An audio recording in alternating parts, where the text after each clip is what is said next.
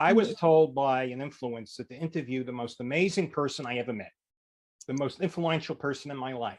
Living at Trump World Tower, I met a lot of interesting people. I met Steve Harvey, Derek Jeter, but Yes, you were number one. You were the most amazing because thank you. That means truly, truly a lot. Thank you.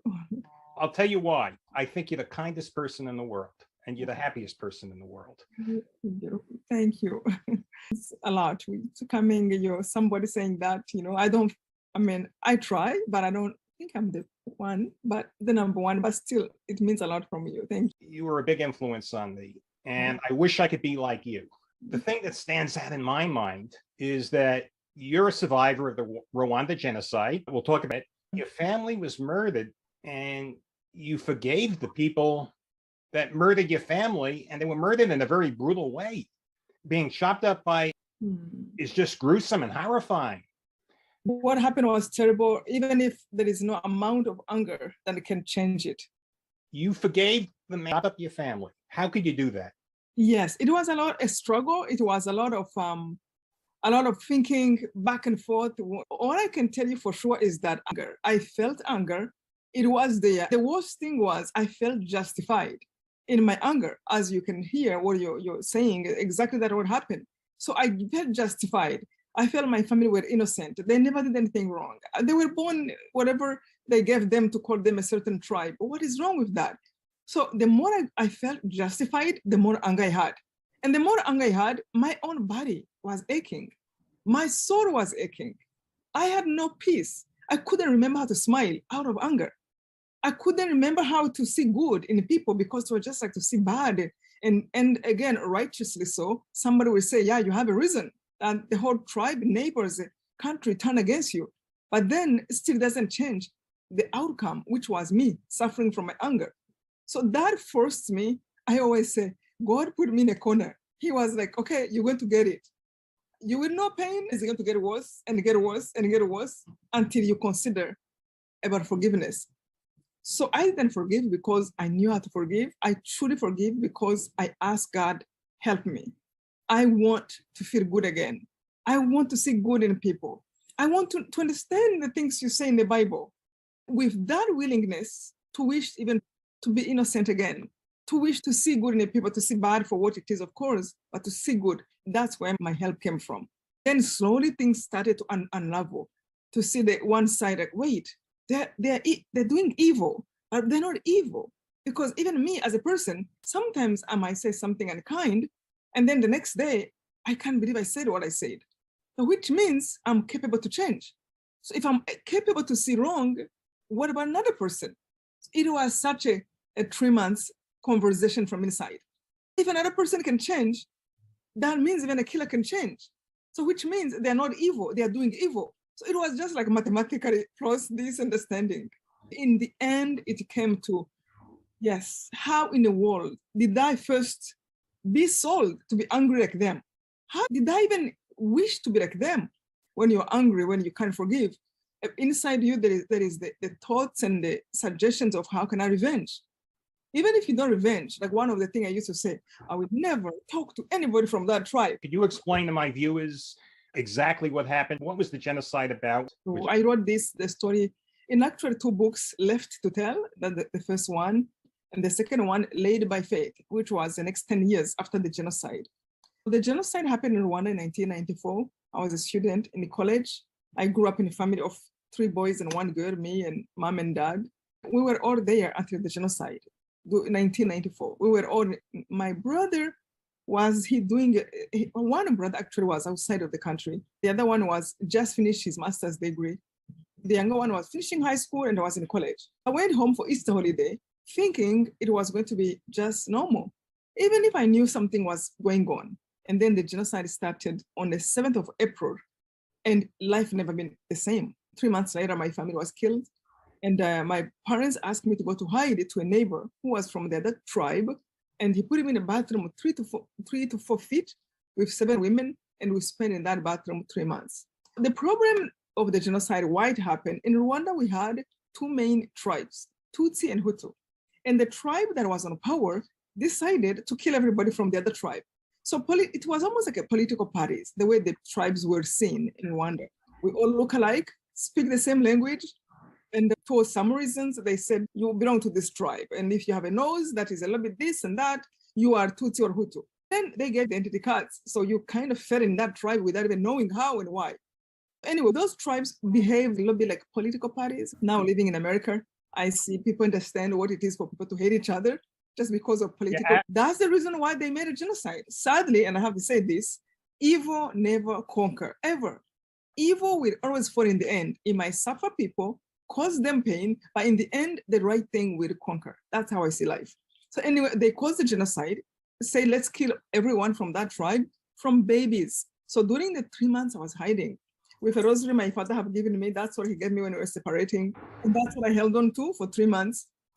After those 3 months, they have been looking for us. I went in that bathroom, 115 pounds. I came out 65 pounds. I was bones. So for the 3 months, they were killing every one of my tribe, wherever they were hiding. Those who run to churches, they even destroyed churches. And the leaders of the country, they were on radio saying, well, we are going to live in a paradise because we're eliminating our enemies. And part of me, I'm like, no, it doesn't happen that way. You can't hurt another human being, innocent person, and think that you're going to have a good life. It doesn't happen that way. Why? They can't see it because they are blinded. Blinded by what? By hatred, by selfishness, by anger. So you can see it, but they couldn't see that. This was like a madness of the whole government and then the whole people. Many people from the Hutu tribe, but not everyone was bad. Look at the man who hid me was from the Hutu tribe, because they were only ones who were able to go outside. So he hid me. They came to search for us up to the door. I mean, they came like 8 times in that house. Big. Yeah, where I was hiding, 3x4 feet bathroom. People who were killing, they came to that house like 8 times. Find you. By the grace of God. It was then I started to be really interested in God, like it would truly take him seriously. I remember the time when I said, God, I might not understand everything about you, but I am all yours. I'm going to check everything you say, and I'm going to try to be everything you say until you disappoint me. And to tell the truth, to this day, I don't think God have ever disappointed me. Everything that happened, there is always a way, again, from the Bible, through the Bible, I'm able to understand. So anyway, came outside of the bathroom 3 months later. I found out more than 1 million people of my tribe were killed. It was a very brutal killing. Yeah, or grenades. Like they used to put people in a stadium and they would throw grenades and then shoot. Then they would go in for those who were surviving and cut them with machetes. Horrible. I mean, they tortured Tutsis. They used to cut their legs and just come to see if they're dying slowly. It was the worst evil that you can. And now, of course, they have lost. How many of your family was killed? 98% of my whole family, including extended family, were killed. Your immediate family, if I remember from your book, was chopped up by a machete. Yes. I mean, that's absolutely horrible. And it was one person who did it? One person, he had a group he put together because he was a man of power. He put a group that was looking for me, that went and killed my mom and went and killed my brother. So I made the person who literally hands-on, who had the machete, and I made the person in prison who had the group that were looking for them. I heard them outside of the bathroom, and he was saying, it is only Immaculate we are lacking in the family. He was looking for me because they took everything from my home. They were looking to make sure no one will survive.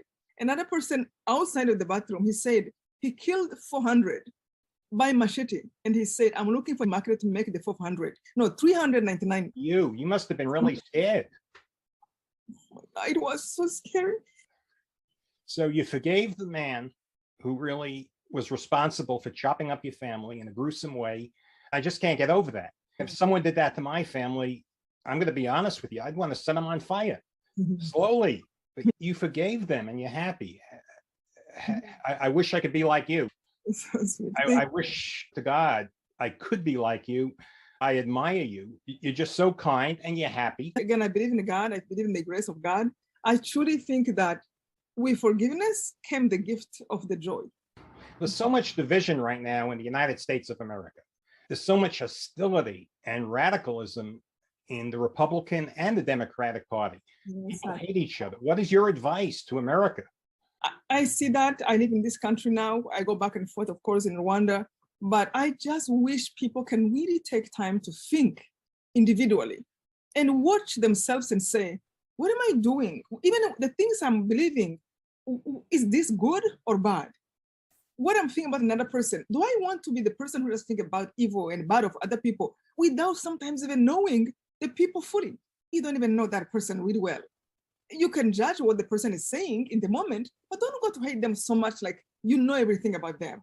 So what I wish in America, especially, it makes me think about what I have gone through during the genocide, how these two tribes who are brothers and sisters, coming from the same Father, God, that we are here on earth, God put us here willingly, individually, lovingly, and we are falling in the trap of Rwanda. We are falling in the trap of the devil that makes us look at ourselves like, oh, look at you, you different, hurt each other. What if even somebody think about something differently? Can I bear them? Can I listen to why they think that way? Why do I have to hate them? I just wish that people can accept each other and also think back and learn something from Rwanda. This is what our politicians are preaching. It's almost the same thing as what happened in Rwanda. Sadly, if you can learn from Rwanda, the people who caused that, they did not win. I just wish people can see there is no good thing, no good outcome out of evil. I really appreciate taking the time to talk to me. Like I said, you're the most amazing person I ever met. To be able to forgive someone like you did, that's just amazing. Do you have any parting message? Yes, I want to encourage people. You see, we can't control what other people do. We can change ourselves, but we can't change others. So if we see evil, for those who pray, please encourage you. Pray, pray, pray. Because truly prayer can change everything. Also, please let go the anger. If somebody does something bad and then you succeed to become like them and more angry, you have become two, not one anymore. Let go the anger and do your part. Do good, do your part, and pray for our country, pray for peace. I hope the United States of America will listen to your message. I hope this video circulates. There's a lot of hostility out there. There's a lot of violence. The Republicans and the Democrats are getting very hostile towards each other. It's getting pretty bad. It's quite possible there's going to be a lot of violence, and I just pray that doesn't happen. I love this beautiful country, and I hope people can really just turn around and love one another. Immaculate, that was really beautiful. Thank you so much for agreeing to be on my